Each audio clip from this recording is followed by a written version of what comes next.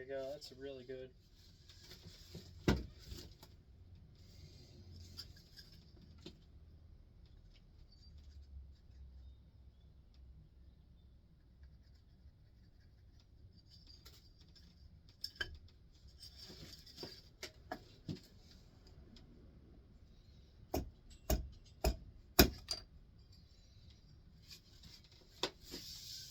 So I do sort of use the sander for this next part. So be warned, it's going to get loud.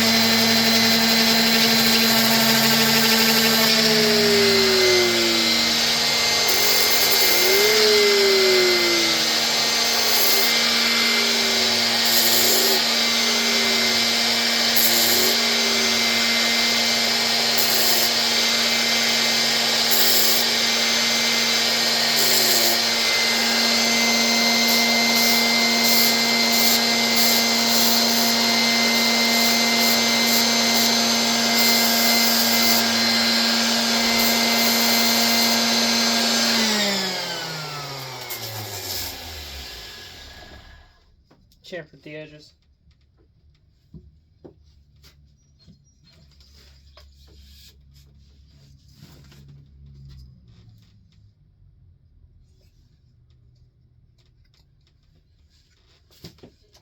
I have a saw file. I'm going to use that real quick.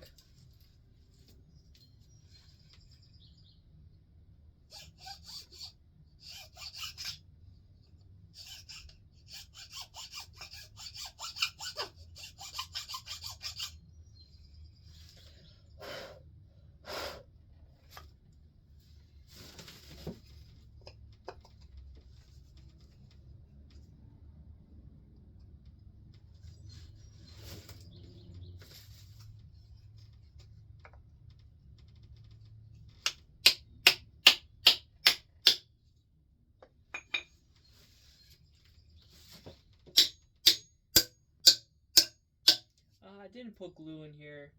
A little bit of a mistake on my end. But if I need to take this wedge out of this handle at any point in time, it's probably not a bad idea to just leave it dry.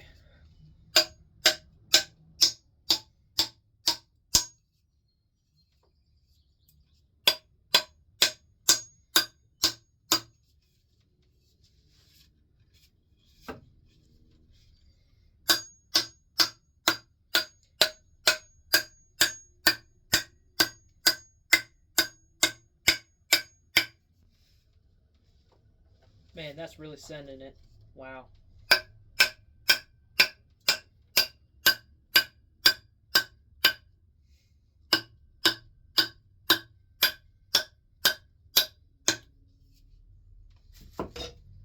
It's relatively straight here too, so I was going to use my bandsaw for cutting this off, but the camera's right on there, so you're just going to have to see some fiddling around here while I go get a handsaw.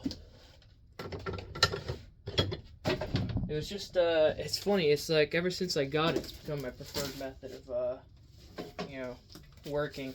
If I need to, like, do something, I use it.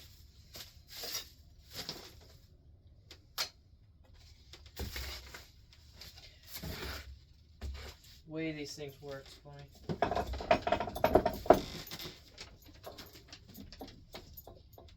Yeah, so the other side of my shed door is open, so I gotta be careful here because my dogs were right there.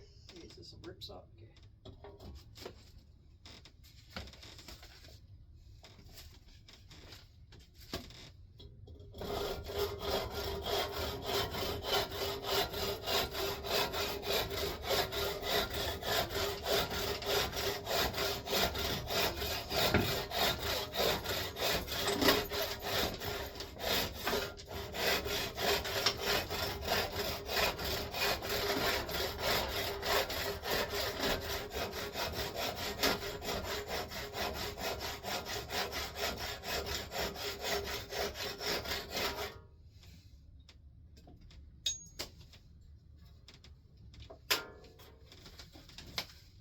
Ooh, baby. That's a good wedge.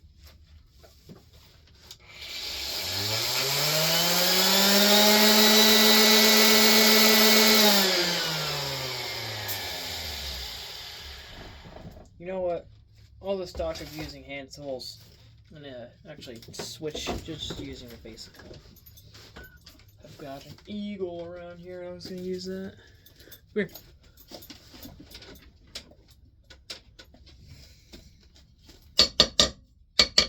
This is a half round.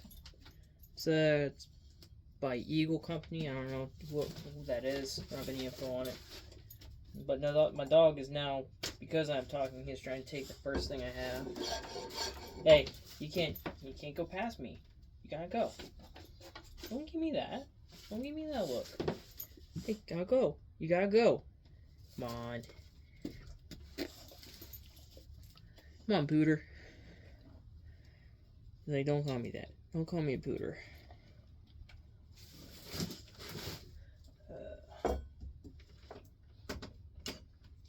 Oh, I also got this. Got a little tiny drill too. Someone nearby was selling it, so.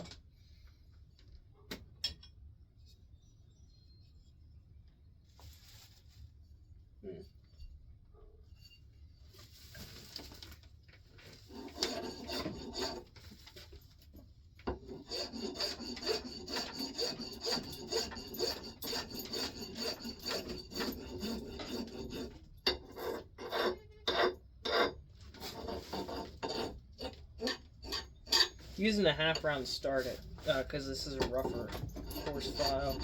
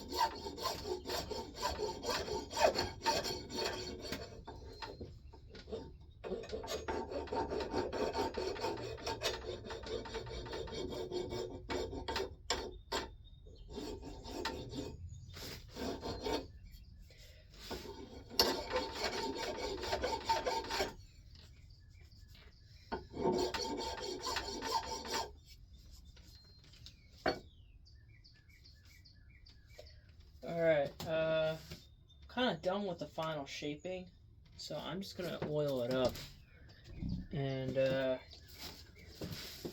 like, there isn't really, like, there's some modifications I could do to it to make it more comfortable for me personally, but, that's just not my thing, so. But, honestly, this thing is freaking kick-ass. Like, this is so, like, it's so heavy. I mean, I'm just beyond happy with it. So it's gonna be, I'm gonna use it for firewood splitting because of its head shape. This hook back here is a hookaroon. It's like hook things. Sorry, I'm trying to hit my dog here. He's kind of, hey, don't do that. Don't try to go past. You freaking suck. You don't do that. So oiling it up. Hey, you can't go past me, buddy. You can't go past. I'm sorry. Not my fault.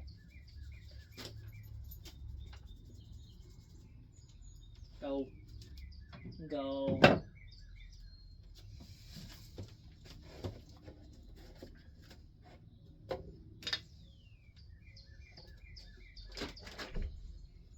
Buddy, I don't think you like linseed. Okay. Oh yeah, this is good stuff. I guess the side effect to like sanding is that it does just push any and all shavings into the pores. So you sort of get like a weird effect where when you use like a rag on it, linseed just sort of like pull, like it just, the rag is sort of pulling out all the clogged fibers of the wood, the pores, so it's opening it up a little bit. But luckily I only used 80 grit, so it wasn't like fine into the wood. So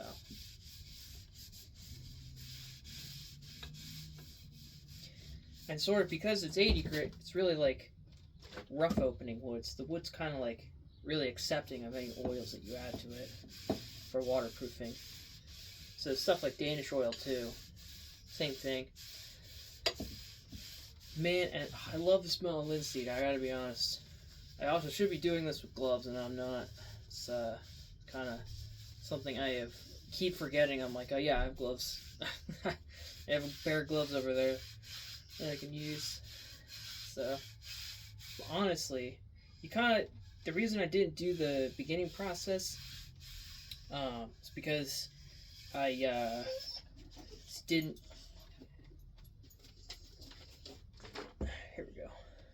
It's because it took too long, and there was like a period where I stopped to like work on projects in the house, and then came back out. So, and then also I kind of mishmashed what I was trying to do with like, oh, well, I could just do it over here on my shave force. I can do the head shaping or the shaping of the eye, and then I was like, wait, I can't do that because it's just not sturdily built shave force. So, kind of put that aside.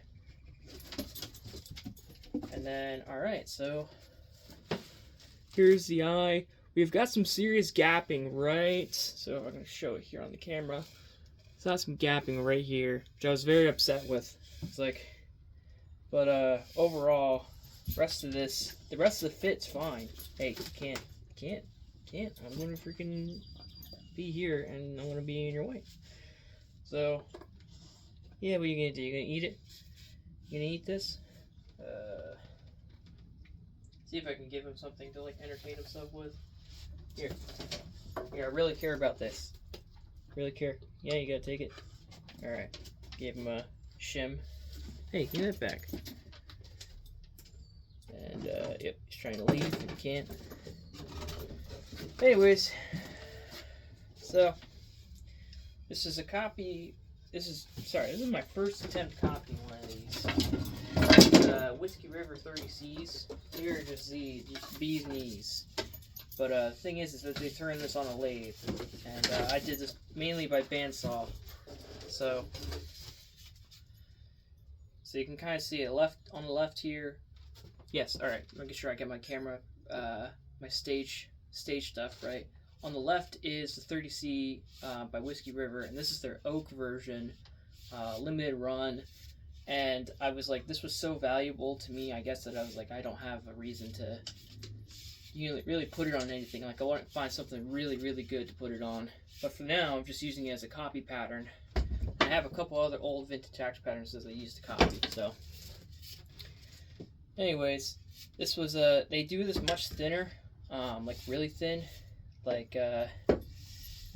this is like about as thin as they can get. So, before you start running into issues, they're really nice. But this is also white oak, and I tried copying it. So, if it didn't work out, it is a little thick in some areas, and I'm not really happy with that. But like, at the same time, this is a handle that's going to be taking some sort of abuse. So like, I just find it's kind of fine for my comfort.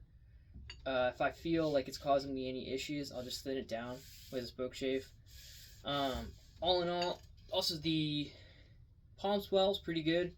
I don't do I'm not very good at palm swells, so that was kind of a first time thing for me. It's kind of straight. You can kind of see some deviations in the handle. It's kind of wrapping around and moving like this. So if I ever do a spoke shape of it again, I'll just take it down like right on here to get this to like look like it's straight to the eye. But all in all, like, you gotta look at it like another way. Like, you didn't mess it up, so like you didn't like critically fail and like break the handle. So that's a success to me. Yeah. Another thing is just question for the audience. I've got this weird hammer. Very strange. I think it's a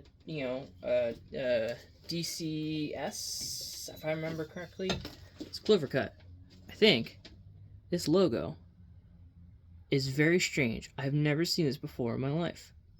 Like, I recognized it somewhat. I was like, well, this guy would be a bluegrass, because bluegrass does sort of make sense for this type of logo. But I have bluegrass, and I don't think it's that.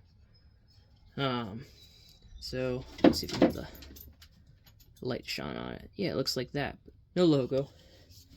We're gonna show off another one. This is one I'm hoping to sell soon. So just done oiling it.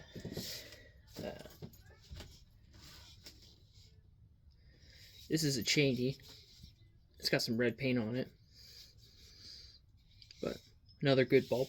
Whenever I notice one, I'm like, yep, these are good to grab. So, anyways, I'm gonna end the recording here, and yeah, I'm gonna post this to my social media, show it off. Pretty good.